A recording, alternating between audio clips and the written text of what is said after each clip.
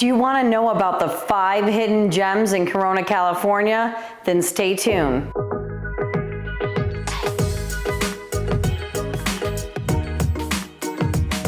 Hi, this is Denise from Vivid Lifestyle Realty, your go-to source for all things real estate and lifestyle in beautiful Corona, California and the surrounding areas. And today we're going to talk about a really cool topic. We're going to talk about the 5 hidden gems in Corona, California. There's a lot of hidden gems in places, but we're going to talk about 5. So we're going to start with number 1, and they're in no particular order, so you know, number 5, number 1, doesn't matter, but we're gonna start with number 1, and that is the Skyline Trail in the Cleveland National Forest. So it really has we know it for hiking and biking, and it's kind of like big enough to be a little bit of a road, like a proper trail where you can bike by someone or walk or hike. And then when you get to the top, the views are amazing. You can see Corona on clear days. You could almost see Catalina and the Pacific Ocean. So it is really, really a special spot. It's gorgeous as you're going up there. It's gorgeous at the top.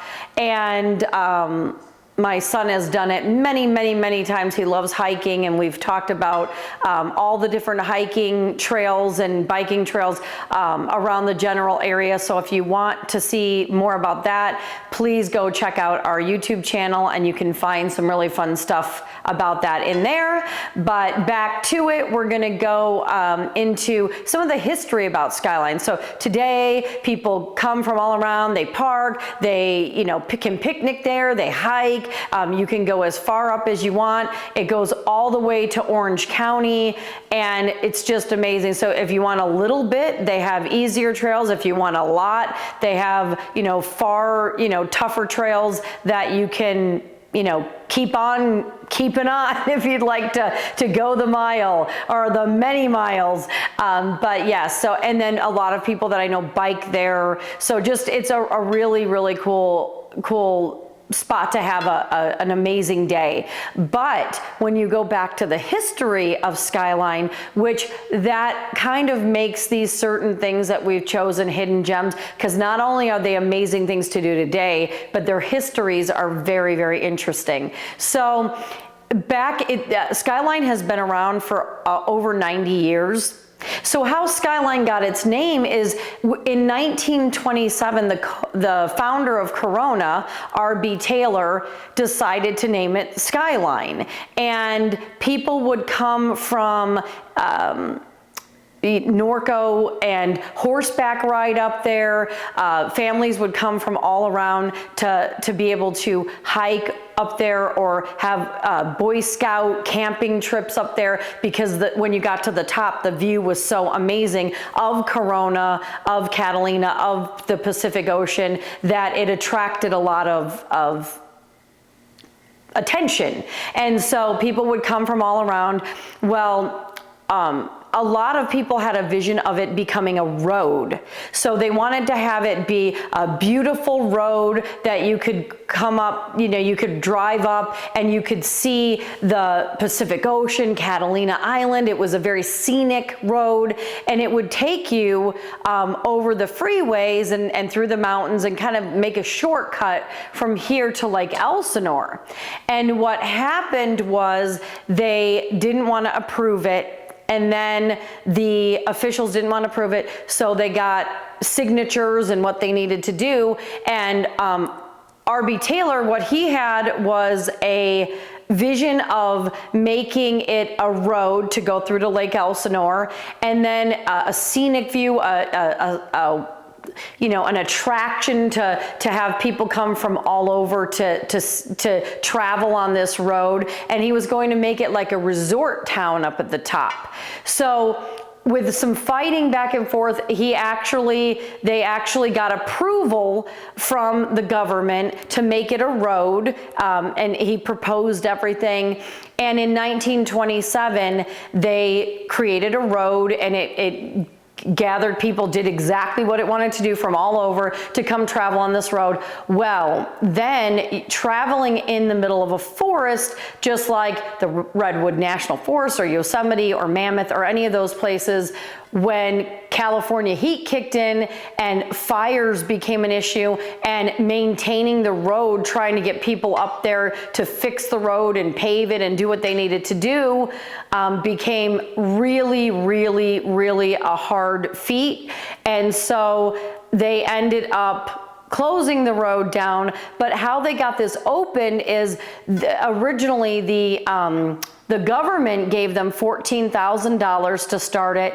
Riverside County gave them $5,000 to start it in 1927, and then the citizens actually pitched in. So it was for $4,000, and it was a big deal. And then in 1928, to make it go all the way through to Orange County actually chipped in $14,000 to have it go straight through, as the road going straight through to Orange County. And like I said, with fires and road maintenance, it was an unfortunate event, but it ended up becoming now a wide trail for hiking, biking, and everything. So you could still have the beauty and have the path going through, but it was no longer a road. So very, very interesting facts about Skyline. So from 94 years later, here we are using it as a beautiful hiking all-day trip. People come from all over, but instead of it being a road, it's just a hiking trail.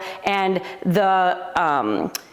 in 2020, Corona actually purchased a lot of like 292 more acres or something to make it one of the biggest preserved areas. So they added that goes to show you the viewpoints of Corona, where they want more open space, they want more parks and rec, they want more preserved land. So it's protected. Corona bought so much of it, and it's just an amazing place to go. So definitely go and take a day and check that out. So number 2, we're gonna talk about the Corona Civic Center.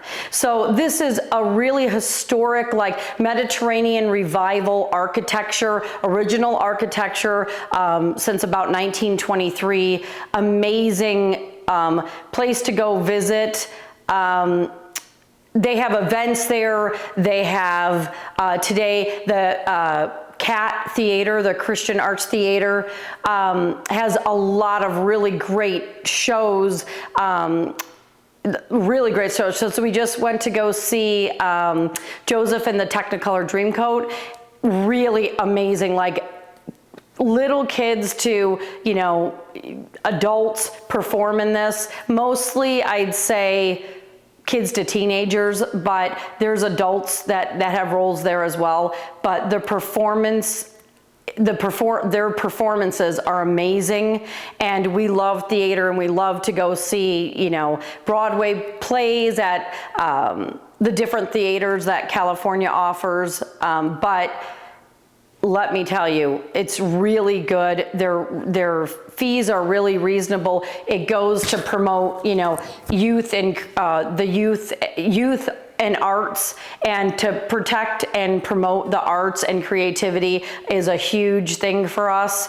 And so I love the historic feel of it, and I love that they do different events in there, and that they have the use of the theater is something that is constantly ongoing today, and their shows are amazing. So if you haven't, go on to CAT's Christian Arts Theater, their performing arts page, their website, and check it out, because their shows are just amazing. We've seen a lot of them, a lot of the Broadway remakes, and a really, really amazing job. So if you're into the arts or theater, or you want to take your kids to a performance, go definitely check that out. So that's one of the things that they use it for today. There's A lot of people take field trips there, so that's a really neat thing as well. When I was in education, we would take our kiddos to plays there too, and they would have an amazing time. So it's really good to also expose children to the arts, and whether it's going to see artists or going to venues that house art, or the Getty, which is an amazing, amazing place in California. It's really great to showcase that, and we have it right in our community. And so the history of this is really great. In September 2023, just a couple months ago, they celebrated 100 years of being in Corona. 100 years. Yay! Woohoo! And so they had a big celebration with festivities at the Civic Center. And it's very interesting because it also used to be a high school, Corona's first high school in 1923.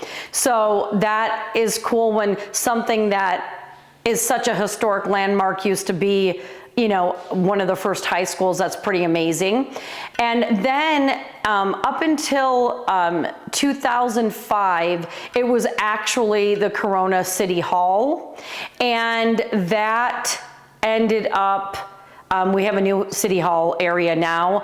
And so then it just became kind of a historic landmark. It became something that houses, you know, trips and the arts. And so it is, I think you can rent out meeting rooms and do different things in the facility as well. But they do have a lot of festivities there and activities. So it's still like a historic landmark that houses the arts and different things that you can, and celebrations, but it is no longer the City Hall, but definitely still such a hidden gem and such an important part of Corona.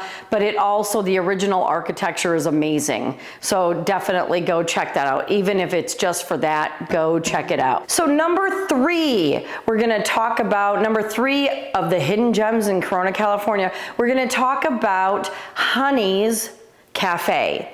And that's Hunnys, Honey's Cafe.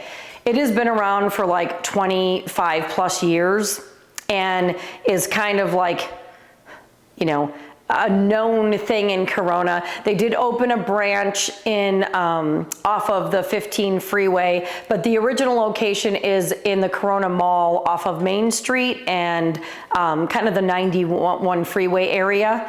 And that was a very big restaurant, and they've kind of changed it up a little bit. Then they opened another one that was more like a little small kind of diner in the off of the 15 freeway in Corona, and now they have one in Lake Elsinore.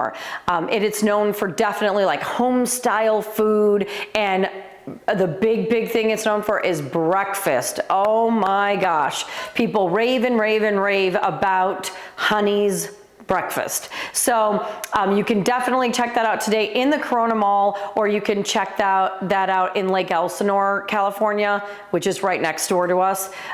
So yeah, definitely, if you're searching for some good quality breakfast food or some home style cooking, Honey's has been around a long time. It's kind of a staple in Corona, and I love when they build around all these different things, but you still have like the OGs, the originals in there, just like the Civic Center and Skyline with history, but it's here today and here to stay. So that's amazing. Like I said, over 25 years, congrats Honey's for sticking around through thick and thin and providing the community with some delicious home cooked meals. So number 4 is the Corona Public Library. Let me tell you, digital world, okay? Bringing your kids or yourself to the library is an amazing experience. They do so many reading programs where they give the kids like free, and all the way to teenagers, like free certificates for meals and different things, and really encourage the love of reading. They have like a used bookstore for people that really love reading but don't want to spend a ton. A lot of them are in really great condition, and it really gives back to the library. They also have puppet shows and different heritage events and artwork and computers and videos and things on tape and DVDs and all sorts of things you can run. Yes, people still do have those things, DVD players and etc. But yes, it really is. And then responsibility as well. You get your child or your teen a library card, and they can check out things. They have to have things back on time. I just cannot say enough about like reading, and like my son, I love audiobooks. I love reading, I love learning, I love audiobooks. My son loves the feel, smell, everything about a book. And so it really is nice to just get away sometimes, quiet your mind, and just learn and read. And they also have a beautiful children's section, which has fun activities, and they can read and learn and have, books on tape or CDs and different things like that. So it's a really, really great place to be. It is gorgeous. They've redone it, many, upgraded it and redone it. It's on 6th Street in Maine right now. And it just really is a place that I know a lot of kids have not, being in education recently, have not gone to a library ever. And I think it's really, really neat because it's something free that you can take your child to, and they can learn and use their creative side and imagine, and just having you sit there if you're working or doing whatever you have to do and be with them while they're doing that. It's special time together. It's an event and an outing. It doesn't cost very much or any money, and it's just an amazing experience. So please keep the libraries alive because they've done so much for us and created so many. We don't have to run out at 5 p.m. to try to do a report at the library, but there's so much value in going there and spending time with your kids, or taking some time for yourself and just learning and growing and doing what you need to do to preserve local libraries. It's just an amazing place. But the history of the Corona Library is very interesting. Hidden gem number 4 in Corona, California. So back in the very late 1800s is kind of where the roots are planted. And in 1905, it was actually an Andrew Carnegie library. Woo, the Carnegies.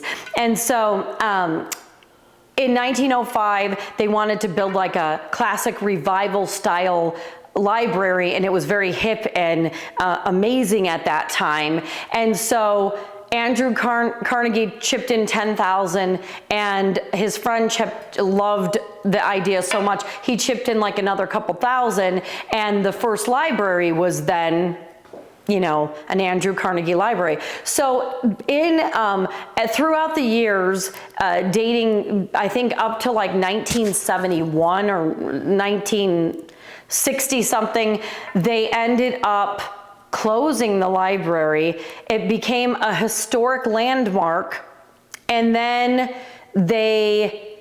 in 1977 and in 1978, they tore it down all the way to a dirt lot. And so that was the end of that library. So what happened was, in order to preserve, and people were not happy about that, and were very, very distraught about that. So what they said, if you're going to build a new library, and that was on 8th and Main, and the new one is on 6th and Main, if you wanted to build a new library, you need to add a heritage room where you still keep our culture and the history of the original library and the history of Corona alive. And so to this day, the public library in Corona, they have a heritage room where it's like a museum, and there's different things that they put in there,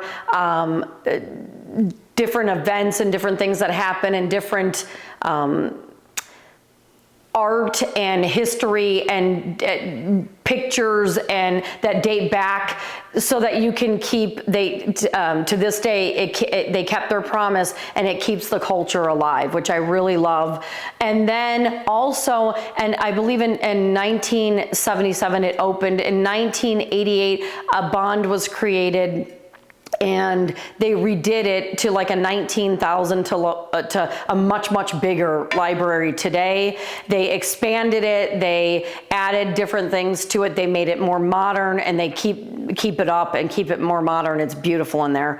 And so it started all with an Andrew Carnegie library that unfortunately ended up getting kind of torn down to the dirt, and then to the beautiful library that we have today. So the history in a lot of things that you don't know about is just pretty amazing. I didn't even know until research lately that it was a Carnegie library. So what an interesting fact. And take your kids, go down there, get them a library card. If you go once a month or once a year, it's still really cool to have that experience. So go check out all the events that it offers, and most of them are free. And open your kids to the world of books and reading, because it really helps them in so many more things that they do when they have the love of reading. And finally, hidden gem number 5 in Corona, California is the Heritage Park and Museum. And today, being an educator, we've gone to a lot of these places on field trips. So we have visited that for a field trip, and it's really neat because it kind of dates back to the early 1900s, like 1911. And Corona was like the citrus capital. It was primarily the lemon capital, and they had huge lemon groves and orange groves, and it was a really big citrus community, and so really big. And so it was originally a 2,000-acre lemon grove ranch, and it was like the hub for everything citrus. And it really generated a lot of business and buzz around the citrus industry. And so it had barns and a farm and lemon groves and all of that. So what they did throughout time when that closed down, they turned part of that obviously into communities and different things like that throughout the years. But what it's used for today is like an art center, a park, a heritage center. So you're very much, what should we say, to teach people about the history and preserve the history of Corona. That was a very big part of Corona. Almost all of Corona were lemon groves and orange groves back in the day. And so right now they have the original structures, which is really cool that they've obviously redone, but the barns became, they use it for art center and performing arts, and they have a heritage museum, they have a railroad museum. There's a lot of, they'll have like glass blowing and different things like that. So vendors have shops and different things in there as well. And you can rent out space, like Weight Watchers was even in there at night. They wanted to rent out a historic space. So that was it's really cool. So they have a really beautiful park with a gazebo that kids can go on field trips and tour the different shops and museums. And then they can have the grassy area to have lunch and talk about what they've learned. So that is really neat. Photographers go out there, and there's shoots and weddings and different things that they have constantly going on out there as well. And the museum is really cute. It has a ton of like artifacts and antiques and different things. They have a thrift store, an antique shop, and just a lot of history. It's a really cool place to visit. It was 2,000-acre ranch. Was a 2,000-acre ranch. Now it's a 5-acre heritage museum and park. And so just really neat. It's like you just drive by it and it definitely takes you back to the days when things were simpler, and it just kind of makes you smile to see that bit of history in between all the hustle and bustle. It's just a great place to go visit. If you haven't gone with your kids or yourself, go check it out. A lot of people take photos there. A lot of field trips happen there from all over, but also from the Corona Norco School District, and just a really great place, a great piece of history. And if you haven't, go down and check it out for the day. It will make you smile, and it will make you learn a lot about the Corona history. So that is number 5. So we hope you enjoyed the video. I hope it taught you a lot about the history of Corona, California and the general area. I just really love to share those things with you, because it's neat when you go to do something and you know the history behind it, and that what you're supporting today has been 100 years in the making or 90 years in the making. And so they supported it back then, and then the tradition continues. So it's really neat to know about that. Please go visit those. Go with yourself, with your spouse, on a date night with your kids, and experience the wonderful things Corona has to offer. You can go do some of the fun and historic things that are still amazing, and then go do some of the vibrant things that, like Dos Lagos, that are brand new, like Odyssey VR, virtual reality, or walk around the lake. So you can spend a fun day in Corona and learn. If you're moving to the area, you're in for such a treat. And if you have any questions, you can always reach out to us. We can give you the down low on everything Corona and the surrounding area. And then if you found value in this, please, it would help us out so much if you could like, subscribe, and click that bell. Also go on our YouTube channel and look up other things. We have current, Dos Lagos, and a lot of the current things and new builds and different things that are happening, community tours. It's all there for you to learn if you're moving to the area from within the state, from out of the state, or if you live here, you might not even know some of the things that we talk about. So go check those things out, and we hope you find value in this. If you have any questions or comments, you can leave them below. We'd love to hear from you, and you can always check us out on Instagram at Vivid Lifestyle Realty, or Facebook, same at Vivid Lifestyle Realty, or you can check us out on our website at vividlifestylerealty.com, where you can search for properties, and you can check out our blogs as well. If you need us, we're there for you to answer all your questions. This market's been a wild ride for the last 3 years, and we're here to give you the facts and to be a resource. So please don't be shy about reaching out. Whether you're ready now or you're ready in 10 years, we're here for you. So I hope you have a great day. I hope you found value in this, and we'll see you next time.